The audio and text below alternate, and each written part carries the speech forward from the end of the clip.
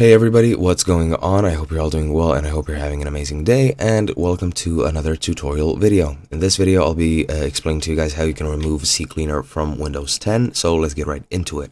But before I do, let me explain what CCleaner is. CCleaner is a software which is used to mainly delete files which just clog up your computer, such as cache files, temporary files, internet history, internet cache, things of that nature pretty much. And that is its primary purpose. You can also perform health checks, which do not double as an antivirus as far as I know. It will scan your PC and you might be able to delete those files. I'm not sure if it will detect malware by itself. You can also optimize your device performance. You can update your drivers, registry. You can modify your registry if you would so like.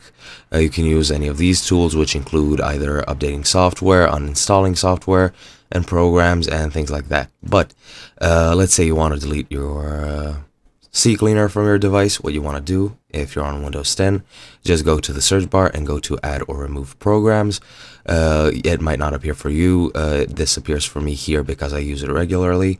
However, just type it into the search bar and it should appear by itself. To delete CCleaner, what you want to do is go to the search list and just type in CCleaner. Once you do, just click on the CCleaner icon, and by clicking on install, it will boot up the uninstall wizard, or it will just uninstall it by itself.